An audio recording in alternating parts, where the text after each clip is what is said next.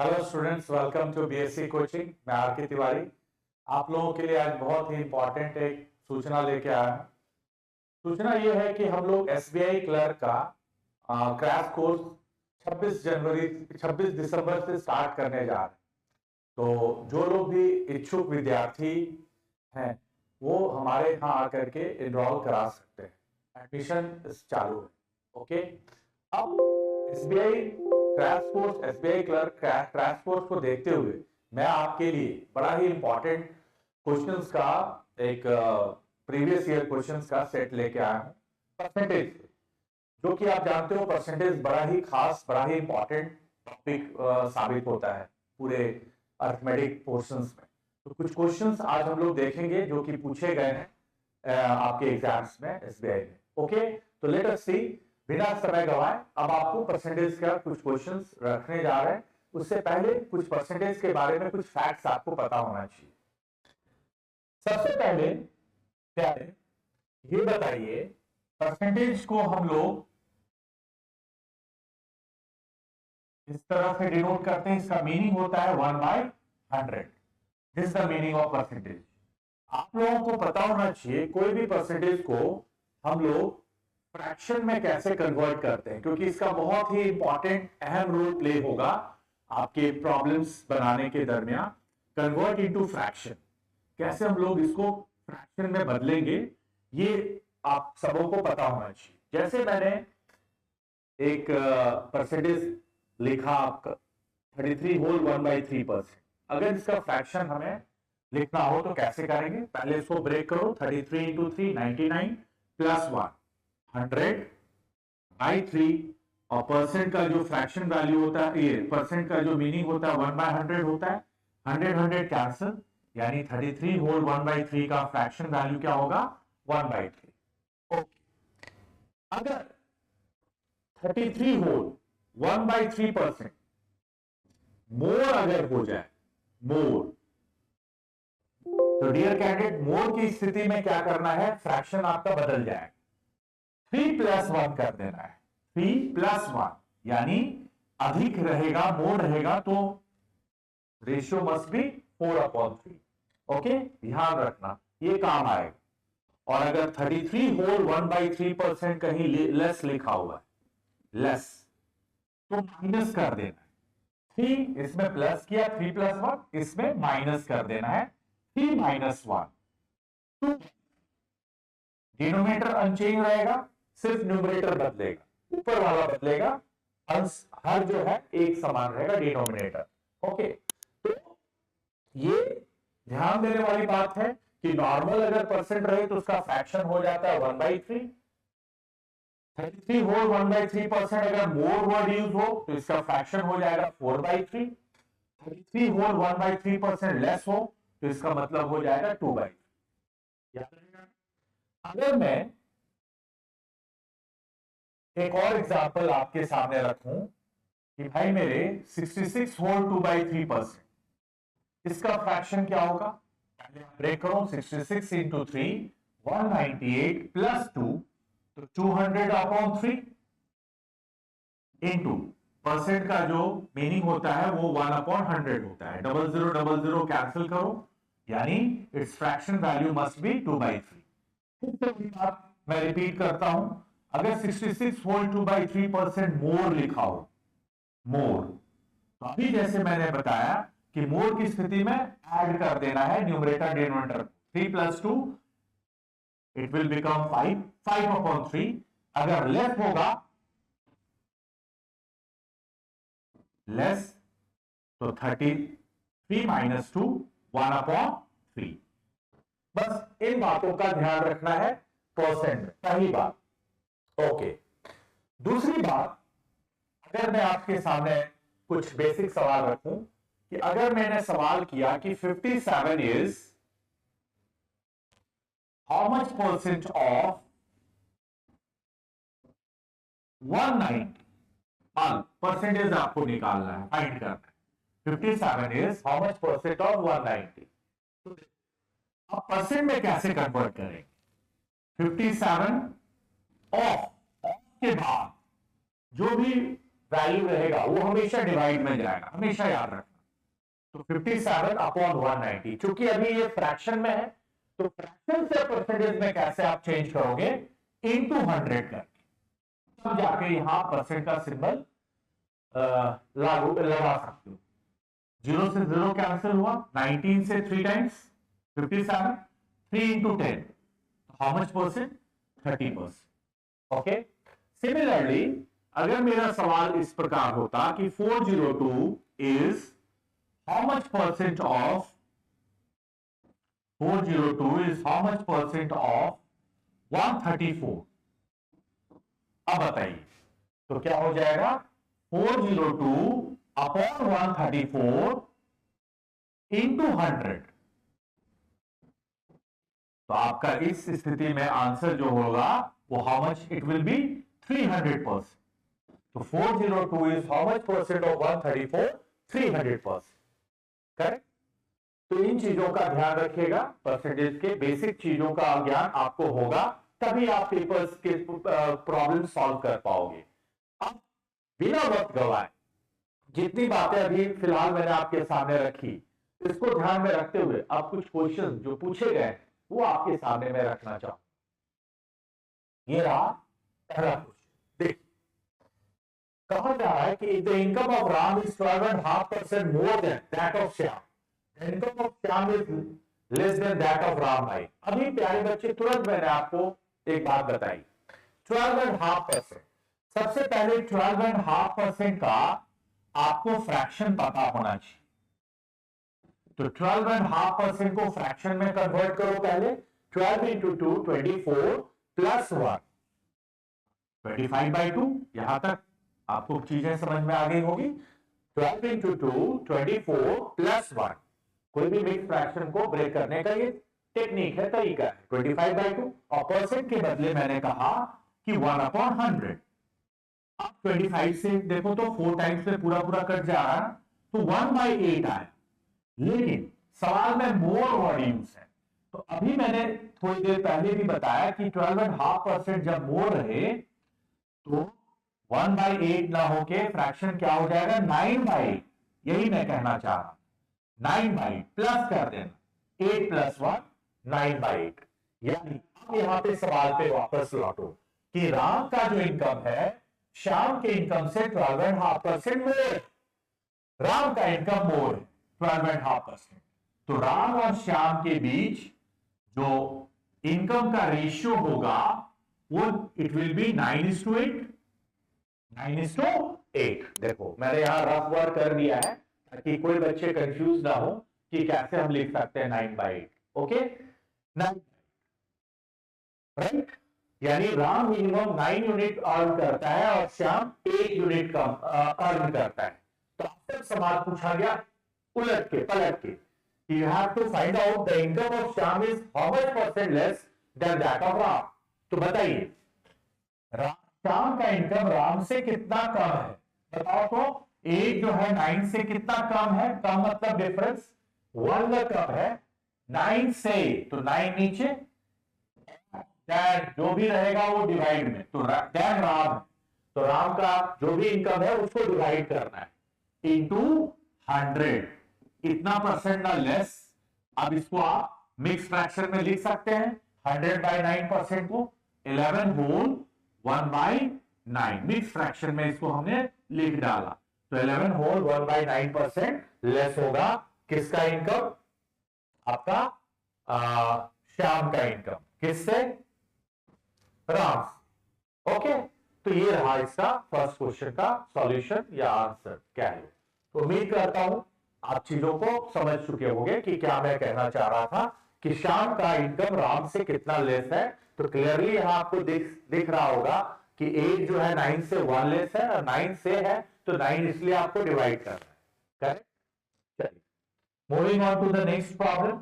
Next problem is there is 4% increase in volume when a liquid freezes to its solid state. The percentage decrease when solid melts to liquid again. कहा जा रहा है कि जब कोई तरल पदार्थ जमकर ठोस अवस्था में आ जाता है तो आयतन में 4% की वृद्धि होती है। तो बताइए, जब ठोस पुनः द्रव में पिघलता है तो प्रतिशत में कमी कितनी होगी, जरा ये बताइए, अभी बताओ। 4% का, प्यारे बच्चे, जो परसेंटेज वैल्यू होता है, ये फ्रैक्शन वैल्यू, 4% का फ्रैक्शन वैल्यू, वो 4/100, 1/25, 25 टाइम से कट गया, 1/25। ओके, अब क्योंकि इंक्रीज है, तो इंक्रीज होने की वजह से, इंक्रीज वर्ड होने की वजह से जोड़ दो, 25 + 1 यानी 26/25 ना। यानी कहने का मतलब ये हुआ कि पहले वॉल्यूम था 25, अब ये बढ़ के हो गया 26। 25 पहले था अर्लियर, अब बढ़ गया तो 26 हो गया, तो वापस 26 से 25 लाना है। तो यहां देख रहा हूं ग्रोथ हुआ है, अब वापस 26 से आपको 25 लाना है, तो कितने का डिक्रीज करोगे डियर? 1 यूनिट का। कहां से करोगे? 26 से। तो 1/26 इंटू 100, इतना परसेंट का डिक्रीज करना पड़ेगा। अब इसको कैंसिल करो, 250 जा, 213 जा, इसको अब मिक्स फ्रैक्शन में लिखो। 13 से डिवाइड करो 50 में, 13 से डिवाइड करो 50 में, तो 13 3 जा 39, रिमाइंडर 11, यानी आप इसे लिख सकते हो मिक्स में कैसे, 3 होल, रिमाइंडर को जानते हो ना, यहां लिखा जाता है 11/13। तो कितने परसेंट का डिक्रीज करना होगा पुनः ओरिजिनल अवस्था में लाने के लिए? 3 होल 11/13, जो कि फोर्थ ऑप्शन है। तो fourth option must be the correct option. तो आप समझ गए कि इस तरह का क्वेश्चन आपको कैसे टैकल करना है। यही कारण था कि मैंने बिगिनिंग में पहले इंक्रीज डिक्रीज का मतलब आपको समझाया। अगर इंक्रीज रहे तो क्या होगा, मतलब इंक्रीज मतलब वही मोर, लेस रहे यानी डिक्रीज हो तो क्या होगा, ये बातें बताई गई। अब ये सब सवाल को आप आसानी से सॉल्व कर सकते हो। करें, चलिए नेक्स्ट क्वेश्चन। कहा जा रहा है कि two numbers are respectively 20% and 50% more than a third number, then the ratio of the two numbers. दो संख्याएं एक तीसरी संख्या से क्रमशः 20% और 50% अधिक है, तो दोनों संख्याओं का अनुपात क्या है? देखो, कहा क्या जा रहा है कि दो संख्याएं जो है ना तीसरी से, तो तीसरी को ले लो मेरे प्यारे 100, लेट थर्ड बी 100। मान लेते हैं कि तीसरी संख्या क्या है, करेक्ट, क्योंकि तीसरी से तुलना हो रही है ना पहली और दूसरी को, तो जिससे तुलना हो उसको 100 ले लो परसेंटेज। अगर ऐसी बात है, ऐसा सवाल आपको दिखे तो obviously first number will be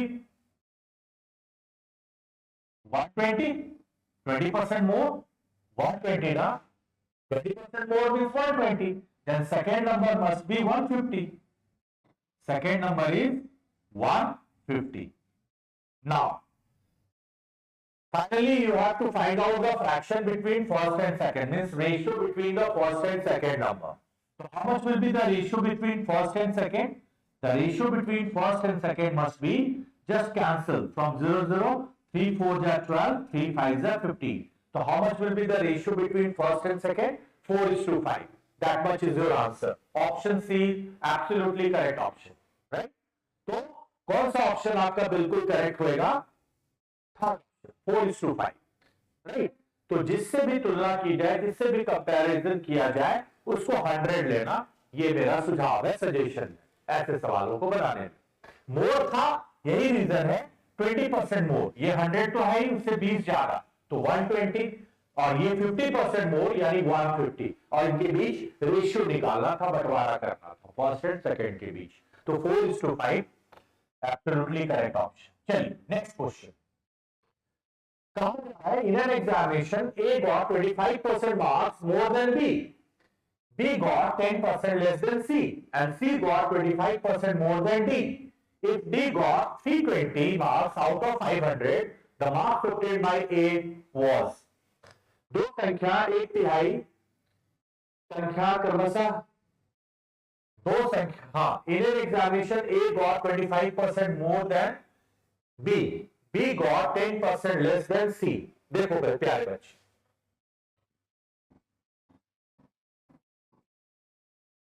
इस पे फोकस करो। In an examination A got 25% more marks than B,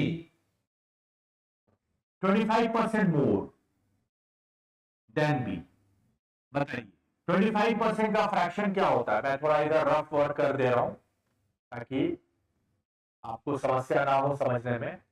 25% का फ्रैक्शन होता है यू तो 1/4, मोर है तो ये बन जाएगा 5/4। बार बार यही तो कहते आ रहा हूं, 4 + 1 5/4, यानी ए और बी के बीच जो रेशियो होगा स्कोर का, मार्क्स का, वो 5:4 होगा। फिर कहा जा रहा है अगली line, B got 10% less than C, B को 10% लेस मिला। 10% का फ्रैक्शन होता है 1/10, क्योंकि लेस है तो ये हो जाएगा 10 - 1 9/10। तो बी गॉट 10% लेस देन सी, यानी 9:10। माइनस कर देना, 10 - 1 9/10। Okay, got it. Now see got 25% more then D. देखो 25% मोर ऑलरेडी हम लोग फ्रैक्शन यहां लिख चुके हैं ना, 5/4, यानी सी और डी में क्या रिलेशन है? 5:4 का। अब देखो, अब मुझे ए बी सी डी को एक साथ लिखना है। ए बी सी डी को एक साथ लिखने का क्या टेक्निक है, रेशियो कैसे लिख सकते हैं एक साथ, वो अब आप सीखने जा रहे। देखो A/B कितना है? 5:4। B/C कितना है? 9:10। और C/D आपका कितना आया? 5:4। 25% मोर ना, 5:4। यहां पे दो बॉक्सेस आप फॉर्म करना, यहां पे एक बॉक्स, यहां पे एक बॉक्स, यहां पे भी दो बॉक्स। अब इसका नेबर कौन है? 4 है, तो 4 को यहां फिल करो। ABCD लिखने का टेक्निक बता रहा हूं। 10 यहां 10 फिल करना, यहां 9, यहां पे आपका 5 है इसका पास में, तो ये भी 5, यह भी 5। इंटू कर दो प्यार से, 5 × 9 × 5 9 जा 45, 45 5 जा 225, यानी ए की वैल्यू हो जाएगी 225। बी इंटू कर, 4 9 जा 36, 36 5 जा 180, तो बी की वैल्यू हो जाएगी 180। सी 4 10 जा 40, 40 5 जा 200, 200। और डी आपका 4 10 जा 40, 44 जा 160, तो डी हो गया 160। अब देखो ये ABCD हो गया एक साथ लिखने का, ये टेक्निक है। अब कहा जा रहा है कि D got how much marks? 320, यानी 160 का डबल है 320, 160 का डबल है 320, तो आपको पता लगाना था मार्क्स ऑब्टेन्ड बाय ए, तो 225 का ही डबल कर दो 450, तो how much A has 450 in that exam. Option B must be the correct option. हम बिना इसको कंपेयर कर दिए, 160 का डबल 320, डी को रेशियो में 160 दिख रहा होगा, 320 जो कि डबल है 160 का, तो 225 का डबल 450। अगर बी का मार्क्स पूछा जाता तो 180 का डबल 360, सी का मार्क्स पूछा जाता तो 200 का डबल 400। आप किसी का भी मार्क्स निकाल सकते हो इस टेक्निक से। चलिए नेक्स्ट क्वेश्चन, कहा जा रहा है कि price of sugar rise by 20%। देखो एक सेकेंड में बना सकते हो 20%। क्या बच्चे 20% का फ्रैक्शन क्या होता है? 1/5, क्योंकि राइज है, राइज मतलब इंक्रीज। फिर से समझ, प्लस कर देना, यानी 6/5, यानी तो by how much percent should be consumption of sugar be reduced so that the expenditure does not change। अब देखो 6/5 तो आपने लिया, यानी 6:5। ऐसे समझ, पहले हम लोग 6 kg कंज्यूम करते थे, अब हमें 5 kg कंज्यूम कर, ताकि खर्च पर असर ना पड़े।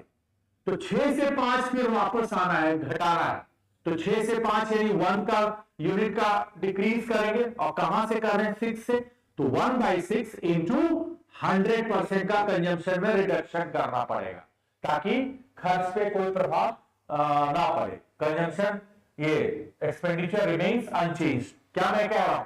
पहले मान लो 6 किलो आप राइस से पहले कंज्यूम करते थे, ठीक है, शुगर।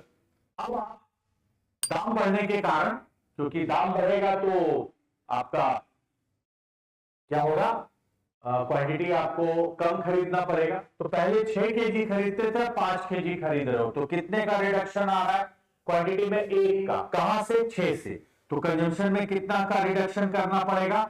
50/3। अब इसको मिक्स फ्रैक्शन में लिखिए, 16 होल 2/3% का रिडक्शन करना पड़ेगा, डिक्रीज करना होगा कहां पे? आपका कंजम्पशन में, ताकि खर्च पे रत्ती भर फर्क नहीं पड़ेगा। बस ये है आपका टेक्निक, शॉर्टकट कि ऐसे सवालों को कैसे बनाएंगे। बोलोगे सर अगर राइज नहीं होता फॉल होता, तो फॉल होगा तो कंजम्पशन बढ़ जाएगा।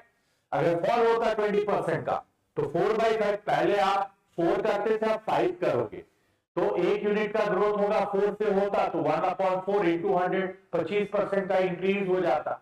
लेकिन चूंकि यहां इंक्रीज हो गया है प्राइस, तो कंजम्पशन डिक्रीज करना होगा। कैसे डिक्रीज करोगे? 6 से 5 लाओगे। पहले 6 किलो का कंज्यूम करते थे, आप सोचो कि 5 किलो ही बढ़े हुए दाम पर आप परचेज कर पाओगे, ताकि खर्च पर रत्ती भर असर ना पड़े। तो this is the way to approach that kind of question. चलिए नेक्स्ट क्वेश्चन। कहा जा रहा है कि when the price of sugar decreased by 10%, a man could buy 1 kg more for rupees 270 than the original price of sugar per kg is. जब चीनी की कीमत 10% कम हो गई, तो एक आदमी 270 रुपए में 1 किलो अधिक खरीद सकता है चीनी। तब प्रति किलो चीनी की मूल कीमत क्या है? देखो, ऐसे सवाल को अगर आप तुरंत उड़ाना चाहो तो कितना रुपया उसके पास था? 270, कितने परसेंट का डिक्रीज हुआ? 10%। तो सबसे पहले 270 का 10% आप पता लगाओ कि 10% होता क्या।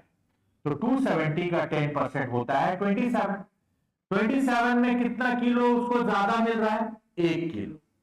तो रिड्यूस प्राइस पर केजी जो हो जाएगा, रिड्यूस प्राइस पर केजी वो हो जाएगा 27 रुपया। बट पर केजी है 27 रुपया। 27 रुपया में 1 किलो, ये रुपी है, ये 1 किलो है, तो 27 रुपया। लेकिन आपको पता लगाना है कि ओरिजिनल बताइए।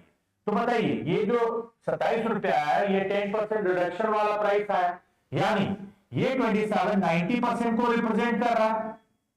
ये 27 90% को रिप्रेजेंट कर रहा है, क्योंकि 10% रिड्यूस प्राइस है। तो बताओ, कोई भी चीज ओरिजिनली कितना परसेंट होना चाहिए? 100% ना। तो 100% विल बी हाउ मच?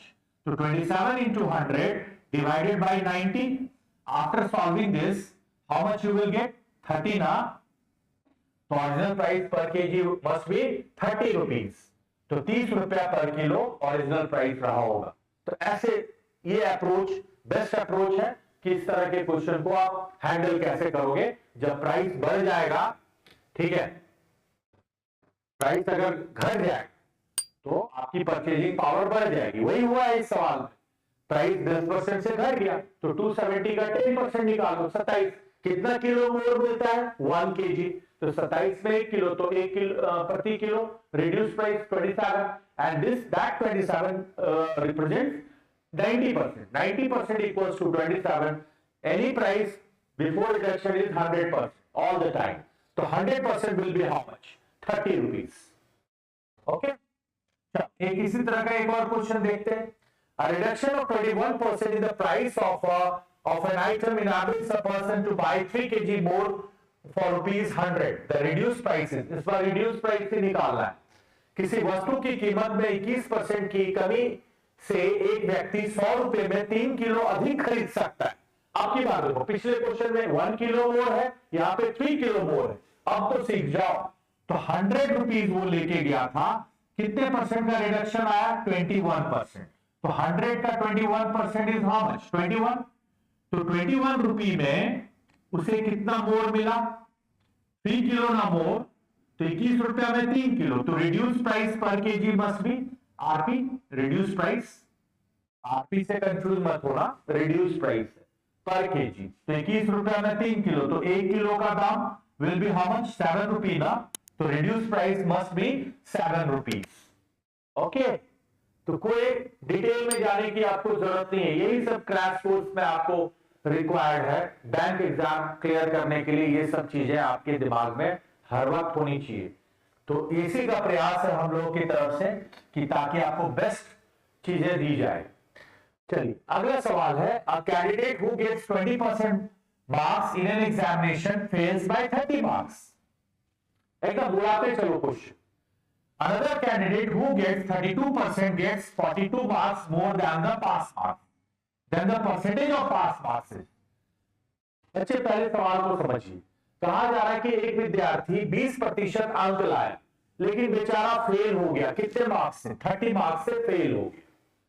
दूसरा कैंडिडेट की क्या स्थिति है? वो 32% लाया लेकिन वो पास से कितना ज्यादा लाया? 42 मार्क्स ज्यादा लिया। तो सबसे पहले ऐसे क्वेश्चन में जरा देखना कि 20% और 32% में कितने का डिफरेंस है? 12%। तो 12% का डिफरेंस, ये 12% जो है प्यारे, ये मार्क्स के मामले में कितने का डिफरेंस है? ये 30 मार्क्स लेस है और 42 मोर है। तो 30 माइनस और 42 प्लस में डिफरेंस जो है 12 का नहीं है, 72 का। ये -30 से पिछड़ रहा है, वो 42 मोर रहा है, तो डिफरेंस कितने का है? 72 का। अगर कोई कहे कि -1 और +1 में कितने का डिफरेंस है, तो योर आंसर शुड बी 2 का गैप, नॉट 0। तो सिमिलरली -30 और +42 में कितने का गैप है? 72 का। तो 12% इक्वल्स टू, डायरेक्ट करो 72। सबसे पहले आप फुल मार्क्स पता लगाओ। फुल मार्क्स कितना है? 100%। तो 12% अगर 72 है तो 1% होगा 6 प्लस 6 72, तो 100% मस्ट बी 600। ये जो 600 आया ये फुल आया, फुल मार्क्स। अब चूंकि पास आपको पता लगा है, तो पास होने के लिए कितना चाहिए था विद्यार्थी को? अब 600 का यहां है, इसी में पुट कर दो। 600 का अगर 20% वो लाता तो बेचारा फेल हो रहा होता। कितना मार्क्स से? 30 से। तो 30 जोड़ के ना, जोड़ दोगे, ऐड करोगे तब ना इसे पास कराओगे कैंडिडेट को। तो 600 का 20% होता है 120। 60 इंटू 2 कर दो 120, या 6 इंटू 20 कर दो 120 प्लस 30, तो 150 आया। अब आपसे पूछा जा रहा है कि मार्क्स मत बताइए, pass marks, percentage pass marks बताइए। तो पास परसेंटेज के लिए क्या करोगे दोस्त? 150 into 100 divided by 600 ना फुल मार्क्स से ना कंपेयर करोगे तो 6 से काट लो 150 को 25 टाइम्स ना, तो how much is the passing percentage marks? 25% is the pass percentage marks. तो दैट इज योर आंसर, ये आपका answer, that's your answer, right. तो इस तरह से आप टैकल करोगे इस तरह के क्वेश्चन। पहले दोनों के परसेंटेज का डिफरेंस देख लेना है ऐसे सवालों में। तो डिफरेंस कितना दिख रहा है? क्लियरली 12%। और मार्क्स के मामले में कितने का गैप है? 72 का। तो अगर टोटल मार्क्स, फुल मार्क्स पूछता तो आपका तो आंसर यहीं तक एंड हो जाता। लेकिन चूंकि हमें अंत में पूछ रहा है प्रतिशत, उत्तीर्ण अंक का प्रतिशत बताओ क्या है, तब जाके हमें एक लाइन एक्स्ट्रा वर्क करना पड़ा। ओके, चलिए moving on to the next question. In an election between candidates, the candidate getting 60% of the vote polled is elected by a majority of 14,000 votes. The number of votes obtained by the winning candidate is, कोई भी total तो 100% होता है votes. अगर winner को, winner W 60% मिला तो obvious है कि लूजर जो होगा उसको 40% मिला होगा। कोई भी चीज टोटल 100% है, अगर कोई इनवैलिड वगैरह नहीं है तो 100% है। तो विनर को 60% मिला, लूजर को 40%। अब बताइए तो विनर लूजर से कितना परसेंट से जीत रहा है? यहाँ पे डिफरेंस 20% से ना जीत रहा है ये। तो 20% इक्वल्स टू 14,000 दिया हुआ है। कितना वोटों से जीता है? 14,000। तो 20% इक्वल्स टू 14,000 है। 60% इक्वल्स 100% क्यों नहीं निकालना है? क्योंकि you have to find out the number of vote obtained by winning candidate. Winner के द्वारा कितना वोट प्राप्त हुआ। अगर टोटल वोट पूछता तो 100% से हम लोग इक्वेट किए होते। You have to find out the number of vote got by winner. 14,000 into 60 divided by 20, Now cancel this. 23 is 60. 14,000 into 3. 42,000 ना. So how much winner has got? 42,000 votes. Winner को कितना मिला होगा? वो 42,000 मिला होगा, 42,000 मिला होगा, राइट? तो ये next, fresh fruits contain 68% of water. This is very important question. And dry fruit contains 20% water. How much dry fruit can be obtained from 100 kgs of fresh fruits? देखो भाई, इस तरह के क्वेश्चन को अगर आप सेकेंडों में सॉल्व करना चाहते हैं तो इसके लिए क्या सोच होनी चाहिए आप सभी कैंडिडेट की कि वाटर आपका परसेंटेज वाइज इधर उधर फ्लक्चुएट कर सकता है, लेकिन उसके अंदर का जो पल्प है, पल्प वो कांस्टेंट रहेगा, वो बदलेगा नहीं, उसका वजन हमेशा पल्प का वजन इक्वल रहेगा। तो ऐसे सवालों में पल्प को इक्वल करना, तो बताइए फ्रेश फ्रूट का वजन ऑलरेडी गिर दिया होगा 100 केजी, अगर इसमें 68% वाटर है तो 32% ना दोस्त आपका पल्प होगा, पल्प। तो 100 केजी का 32% क्या होगा? पल्प से इक्वल कर। अब बोलता है कि ड्राई फ्रूट का वेट बताइए, ड्राई का वेट बताइए टोटल, तो उसे वही तो निकालना है ड्राई का, लेकिन ड्राई में कितना परसेंट वाटर पाया गया? 20%। तो ऑब्वियस है कि 80% क्या होगा? How much will be the pulp? 80%। तो इधर वाला पल्प इधर वाला पल्प दोनों तो बराबर वेट में होगा, यही तो मैं कह रहा था बिगिनिंग। अब काटो, ये से परसेंट काट लो, 3200 by 80, 3200 by 80 equals to weight of dry fruit, 0 cancel, 840 जा 320। तो ड्राई फ्रूट का वेट डेफिनेटली कितना किलो होगा? 40 केजी होगा। तो ऐसे सवालों में हमेशा ध्यान रखना कि हमेशा पल्प से इक्वल करेंगे। अगर वाटरमेलन वाला क्वेश्चन होगा तो मेलन से इक्वल करेंगे। एक सेकंड में आप आंसर देखो। Next, the expenses of rice, fish and oil in the family are in the ratio 12:17:3. The price of these articles are increased by 20%, 30% and 50% respectively. The total expenses of family of these articles are increased by।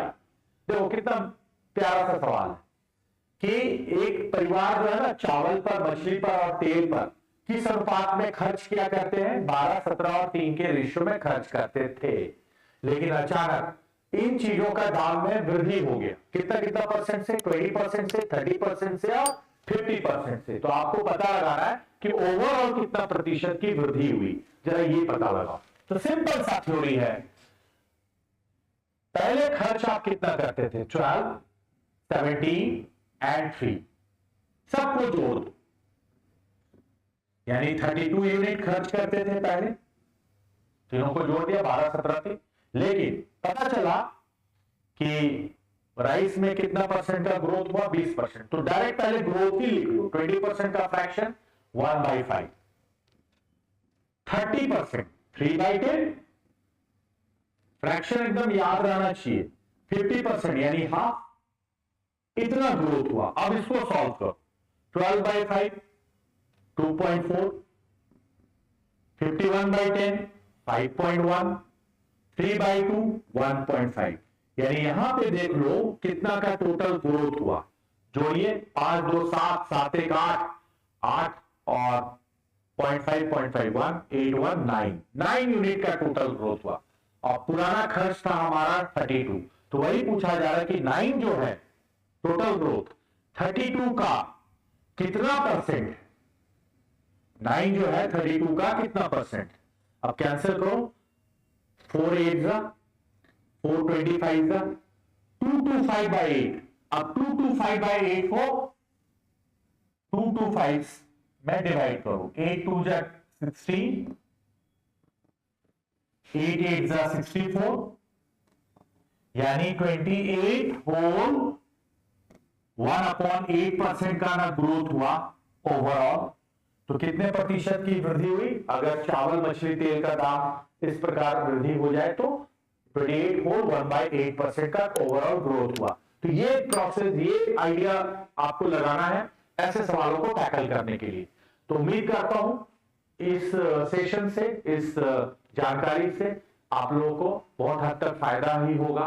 Okay, और आप बेहतर कर पाओगे, अपनी सोच को develop कर पाओगे। तो ये था हमारा पूछे गए क्वेश्चंस का सॉल्यूशन। तो उम्मीद करता हूं आगे और भी आपके सामने मैं कुछ इसी तरह से एसबीआई में पूछे गए क्वेश्चन का कलेक्शन लेके उपस्थित हूंगा। आज के लिए इतना ही।